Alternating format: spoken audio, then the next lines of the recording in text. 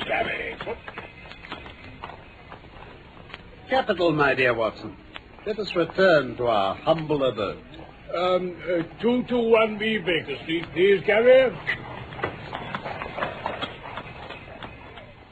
From London, we present The Greek Interpreter, a Sherlock Holmes story by Sir Arthur Conan Doyle, dramatized for radio by Michael Hardwick. The Greek Interpreter. Of course, I quite agree with you, Holmes. Any individual owes a great deal of his gifts, if he has any, to his ancestry, to heredity. But what about your own case? My case, Watson? Well, from all you've ever told me, it seems obvious that your remarkable faculties of observation and deduction come almost entirely from your own systematic training. You didn't inherit them. Now, did you? To some extent, yes, I think so. Really? Oh, my ancestors were country squires. They led much the same life as the rest of their class. But remember, Watson, my grandmother was the sister of Vernet, the French artist. What's that got to do with it? Art in the blood is liable to take the strangest forms. Agreed. But what makes you think that in your case it is accounted for such unusual gifts? Because my brother Mycroft possesses them too. Your brother? Yes. Holmes, in all the time we've known one another, this is the first mention you've ever made of having a brother. Really? Perhaps I should have referred to him before. Holmes, shall I ever get used to your ways? I doubt it. Oh, yes, Mycroft has my gifts. In fact, to a greater degree. I think that's about the first time I've heard you being modest. Not at all. Nothing was further from my intention. I cannot agree with those who rank modesty amongst the virtues. When I say that Mycroft has better powers of observation than I, you may take it that I'm speaking the exact and literal truth. Mm-hmm. It's also true that he has neither the energy nor the ambition to use them in the way I do. I see. Is he your junior? No, 7 years my senior. How comes it that one never hears anything about him? Oh, he's very well known in his own circle. Well, then? Well, in his club, for example. Oh, look here, it's just 6 o'clock now. Mycroft's always there from 4:45 till 8:20. If you'd care for a stroll this beautiful evening, Watson, I'll be very happy to introduce you. Well, I'd be very pleased to meet you, Brother Holmes. Just let me ring for our boots, and I'm ready right away. Ah, my dear Watson, this is my brother Mycroft. Mycroft, my friend and associate, Dr. Watson. Delighted to meet you, sir. And I'm glad to meet you, Dr. Watson. I hear of Sherlock everywhere since you became his chronicler. Oh, you're too kind. Yeah, well, now, let us all have a seat by the window. Yes, delighted. Yes. To anyone who wishes to study mankind, this is the spot. It's certainly a splendid view of the street. Yes. Look at the magnificent types in it. Look there, at those two men coming along now. You mean the billiard marker and the other? Billiard marker, Holmes? How can you tell that? The chalk marks on his waistcoat pocket. Of course. Oh. An old soldier, too, I believe. Really, now, you fellows, this is too much. Surely, Watson, it isn't hard to say that a man with that bearing and expression of authority is a soldier. Well... By the way, Sherlock, I've had something quite after your own heart. Oh? Yes, quite a singular problem's come my way. My dear Mycroft, I'd be delighted to hear it. Yes, I'll just scribble a note for the porter. Be so good as to touch that bell, Dr. Watson, please. Yes, this won't take a moment. Yes, sir? Give this to Mr. Milas, please. Yes, sir. He's just in the lobby now, sir. Good. I've asked Mr. Milas to step in here. He's a Greek by extraction, lodges on the floor above me, but I only know him slightly. I understand he's a remarkable linguist. He earns his living by interpreting in the law courts and acting as a guide to wealthy Orientals. And here is Mr. Milas.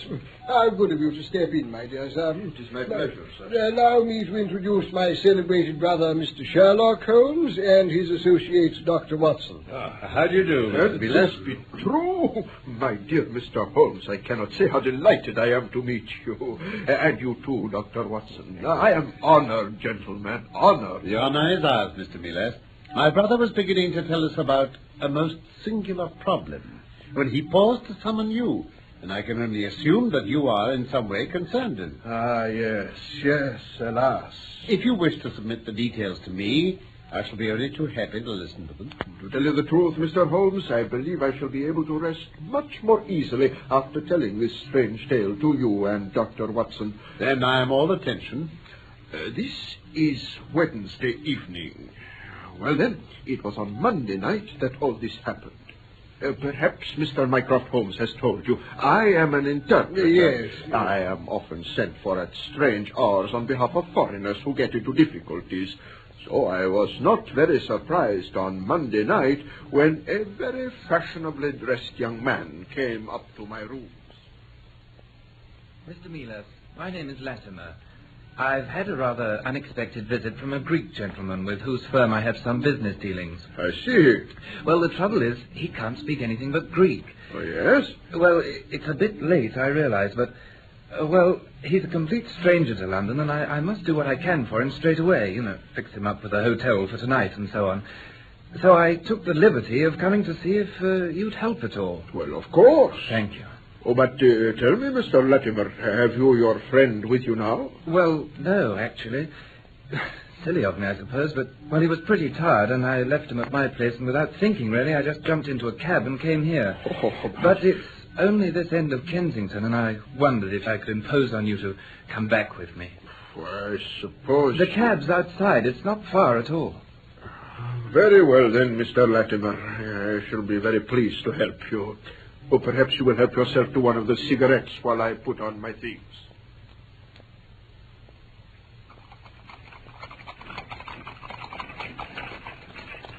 You were lucky, I think, to find a vehicle as pleasant as this for your errand, Mr. Latimer. Yes, these old four-wheelers are getting a bit faded at the edges.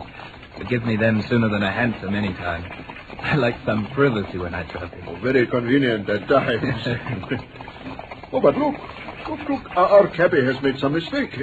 He must know this is not the way to Kensington. I think he has misheard your directions, Mr. Latimer. I'm afraid he hasn't.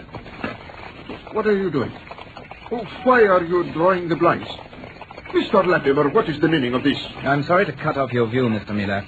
The fact is, we're not going to Kensington, and I prefer you not to know where we are going. How dare you, sir?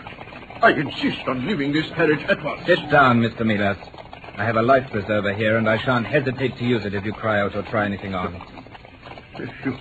You think you can do this? Remember, Mr. Milas, no one knows you are here. This cabby will ask no questions. Whether you're in here or in the place I'm taking you to, you're equally in my power, you understand? I understand. Then sit still, keep quiet, and remember that no harm will come to you if you continue to do everything I say. We drove on like that for something like 2 hours, Mr. Holmes. It was 10 minutes to 9 by my watch when we came to a standstill. I was hurried out of the carriage and through a low arched doorway with a lamp burning above it. I had a vague impression of lawn and trees on each side, and then I was inside the house. I was shown straight into a room. There was a middle-aged man with glasses sitting in a velvet chair. He turned towards us as I was brought into the room. Ah, Harold, is this the gentleman, Mr. Milas? Yes. Well done, well done. No ill will, Mr. Milas, I hope, but we just couldn't get on without you. If you deal fair with us, you'll not regret it. But if you try any trick... I protest most strongly against this illegal detention. The police shall know of it, I warn you. What we ask of you is simplicity itself. We want you to ask a few questions of a Greek gentleman who is visiting us, and tell us his answers. Harold, perhaps you'd ask the gentleman to step in here. Very good.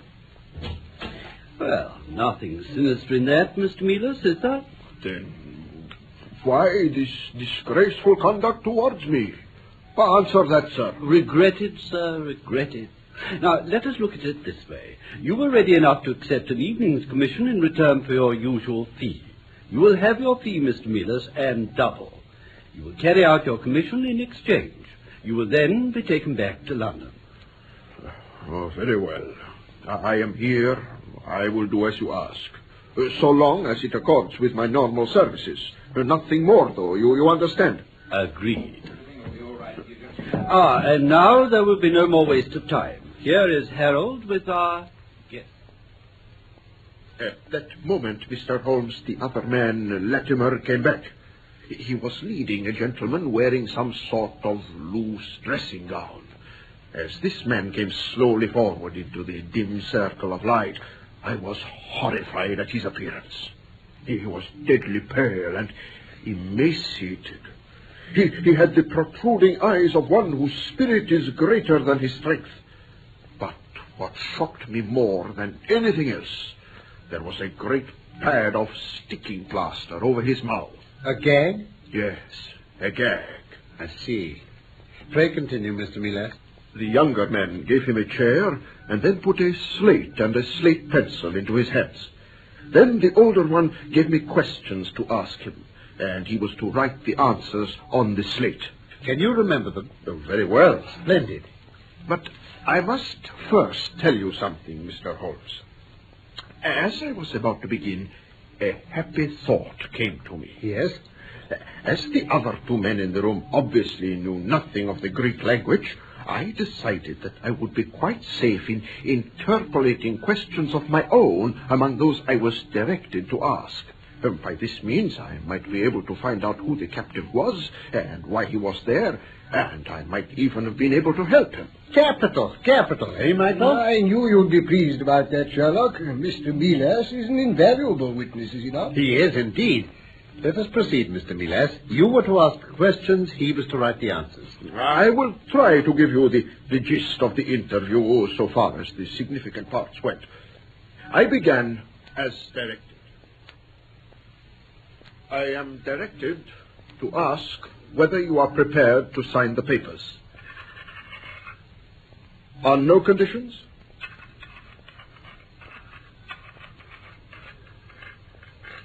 You know what is in store for you, then? The property can never be yours. What is your name?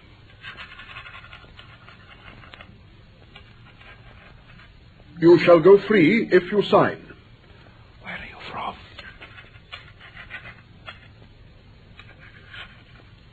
Then I warn you again. What house is this?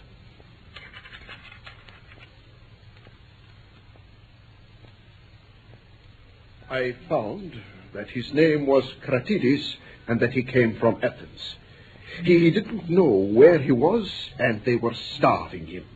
Another 5 minutes, Mr. Holmes, and I might have succeeded in getting the whole story out of him. You did remarkably well, Mr. Milas. I congratulate you. Splendid. Yes, I thought I should discover it all under their very noses. Only at that instant, the door opened and a woman stepped into the room. I couldn't see her very clearly in the dim light, but I think she was tall and dark and wearing a sort of loose white gown.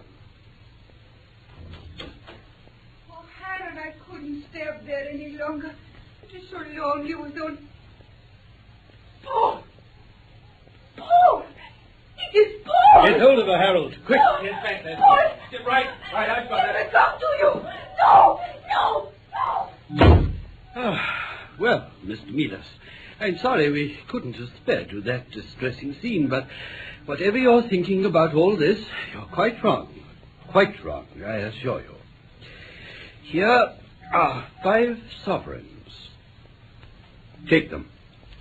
Now, the carriage will take you back to town. But remember, one word of this to a human soul, and don't think we haven't our means of knowing if you talk. We'll soon know about it. And that is all, gentlemen. I was bundled into the carriage, and it drove off at a great rate. It was much too dark to see anything outside. After a long time, it stopped, and I was told to get down, but before I could look round me, the coachman was back into his seat and whipping up the horse. I was left alone. How did you get back home, then? I walked for a while, Dr. Watson. Then I met a man who told me I was on Wandsworth Common and pointed out the way to Clapham Junction. I got there in time for the last train to Victoria. The next day, I told the whole story to Mr. Mycroft Holmes here. Well, Mycroft, anything to add? Only this, in today's Daily News. Anybody supplying any information as to the whereabouts of a Greek gentleman named Paul Cratides from Athens who is unable to speak English will be rewarded. A similar reward will be paid to anyone giving information about a Greek lady whose first name is Sophie, box number, etc., etc. I had that put in all the dailies. No answer, though. How about the Greek legation? No, they know nothing. A wire to the Athens police, then? Sherlock has all the energy of the family, you see, gentlemen. Oh, I see. Well, you take over the case by all means, my dear brother. Let me know if you do any good. Certainly. A word of warning, though, Mr. Miles. I should certainly be on my guard if I were you. They'll have seen those advertisements. They'll know you portrayed them. I should be very careful indeed.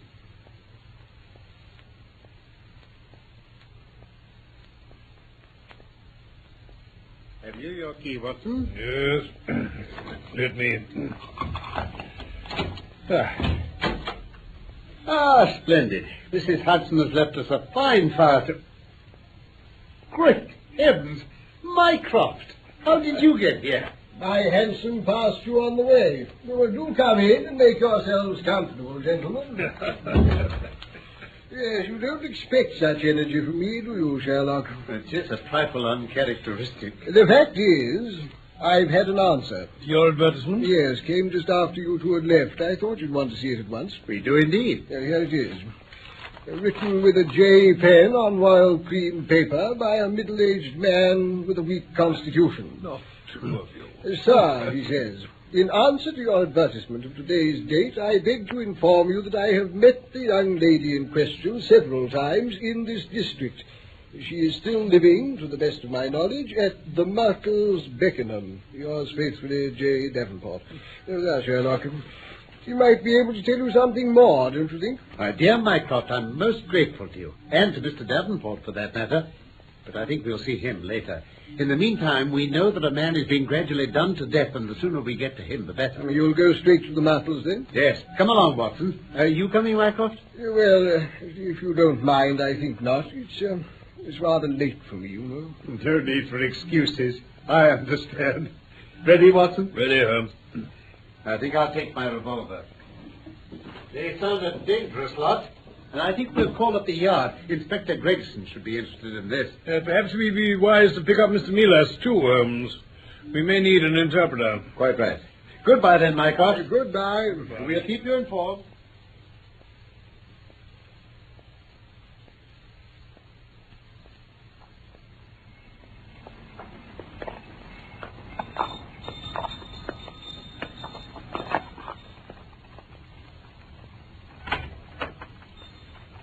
Yes, gentlemen?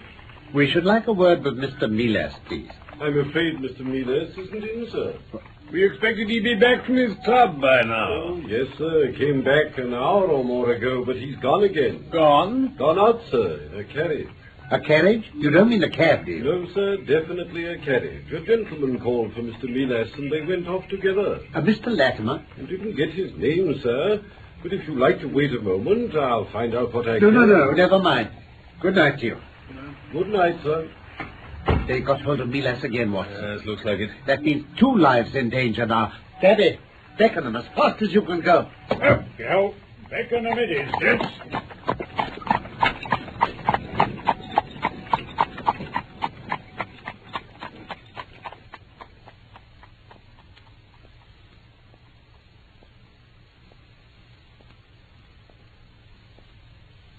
The house is in darkness, Inspector. Looks as though our birds have flown and the nest empty, Dr. Watson. Yes. Is it worth going in? It's always better to take a look. You'll never know what we may pick up. I can't see much through this window. The place has that deserted air about it, though. You can feel it somehow. Yes, I know what you mean. Hello. Where's Holmes? Well, he was here a minute ago. Must be taking a prowl around. Ah, there he is. Where have you been, Holmes? I've got a window open round here. Come on. It's a good job you're on the side of the force, Mr. Holmes. My little Jemmy saved me a few bruised shoulders in my time. Now, in with you both.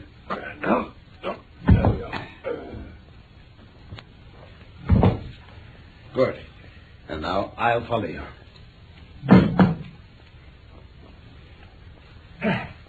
So far, so good. Now, what have we here? Someone's had a meal in a hurry. There, on the table. A meal for two.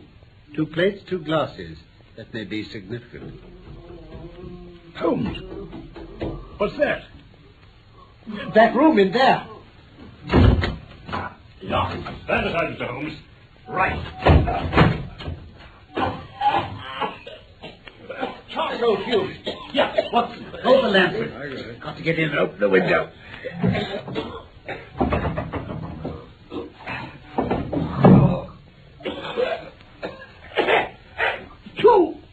Two in there. Can you get them out? Quick. Leave it to us. Come on, Doctor. Down on your knees, Inspector. Keep your look.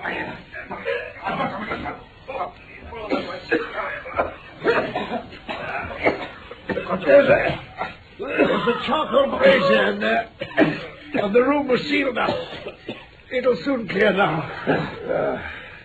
How do you feel, Watson? Not so bad.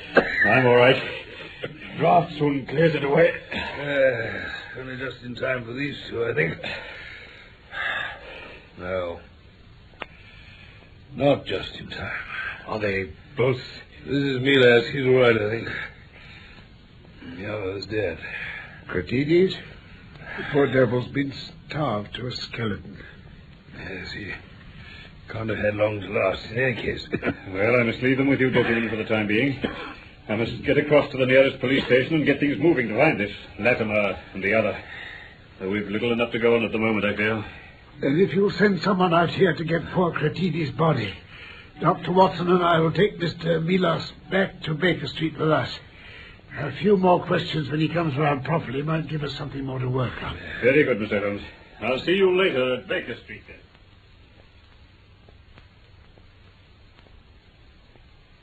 Mr. Holmes, Dr. Watson, I don't know how to begin thanking you, but for your timely arrival... Pray, try to put it from your mind, Mr. Milas. We did arrive in time. Now, what have you to tell us about your second kidnapping? On this occasion, I was not persuaded to go to that house. A life preserver was presented to my head, and I was ordered to go. I was forced to interpret yet another interview with that poor Cratides. He was much weaker, could scarcely hold the slate pencil. It was impossible for me to communicate secretly with him this time. What did they want? His signature still? Yes, but the brave fellow refused every threat. When they finally saw it was useless and bundled him roughly out of the room. Then they turned on me over the newspaper advertisement. I wonder if your brother was not a little hasty putting that in, Mr. Holmes. Possibly so. But remember, Mr. Milas, but for the answer which came so suddenly, we should certainly never have found you. Ah, yes. Well, they left me in no doubt as to their intentions. They were going to kill Cratides and me and make good their own escape. And I suppose because they thought I should never live to tell it to anyone else, they told me their unsavory story. Ah. Watson, will you be good enough to take a note of this? Inspector Gregson may find it invaluable. By all means, Holmes. Well, there is not much to it, really. They told me that the young lady, Sophie, came from a wealthy Grecian family and that she had been on a visit to some friends in England. Over here, she had met the younger of the two villains, Harold Latimer, and he had persuaded her to elope with him. Her friends had immediately informed her brother, Paul Cratides, in Athens. He had come over here at once, but unfortunately for him, had fallen into the power of Latimer and his associate. Oh, his name, by the way, was Wilson Kemp. Kemp? That rogue? A man of the foulest antecedents. This will make Gregson's task easier. Oh, well, Cratides got into the power of these two, and they set out to starve him into agreeing to sign papers making over his own and his sister's property to them. As I thought. They had kept him prisoner without the girl's knowledge, and when she saw him when I first went there, it was the first time she knew of his presence. They immediately put her under lock and key, too. Then, when they saw the newspaper advertisement and knew their secret was out, they decided to make a final attempt through me to get Cratides to sign. He wouldn't, so he and I were to be left to die, while they took the girl away with them and got well clear of the country. Clear of the country? That'll give us some lead as to their route. The Channel ports, Holmes? Yes. Watson, take your notes and off with you to see Gregson as fast as you can go. There may be time to head... Why, Gregson, this is fortunate indeed. Got round as soon as I could, gentlemen. Good morning, Mr. Milas. How are you feeling, sir? Oh, much better, thank you, Inspector. And happy to meet yet another one who helped to save me. Don't mention it, sir. Well, Mr. Holmes? Inspector, Dr. Watson here was just about to hurry round to see you. The villains gave Mr. Milas a complete account of this affair. Well, I saved you a journey, Dr. Watson, haven't I? In any case, it would have been a pity to waste your time. Waste my time, Inspector? What? You've got them already? In a manner of speaking, sir. Come, Inspector. No riddles, please. Sorry, sir. You see, the bodies of the two men were found in their carriage on the outskirts of Folkestone in the early hours of this morning. They had both been stabbed several times. Stabbed? The girl? Not to be seen, nor the coachman. Though from the way his hat was found at the roadside and tracks led off across a muddy field, he had bolted for his life, afraid of getting the same as his masters. And the knife? Lying in the carriage between the two bodies. They'd quarreled, perhaps. Yes, and perhaps Sophocrates and the coachman both ran away in different directions, while those two murdered one another. Well, you could put it that way, I suppose. Perhaps it were better if it were put down to something along those lines. Eh, Inspector? Much better, Mr. Holmes. Very much better. Of course, it's our duty to look for that girl, Sophocrates. She might know a somewhat different version of what happened, if she could be persuaded to tell us. Yes. All the same, I think we shall allow one or two cross-channel steamers to sail before we begin looking too hard for her. Agreed, Mr. Holmes? Agreed, Inspector. Agreed.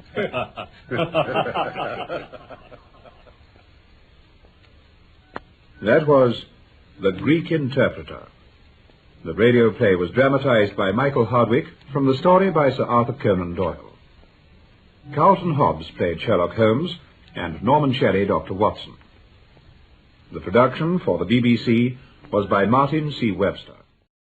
Cerebral Cinema hopes you have enjoyed this movie of the mind.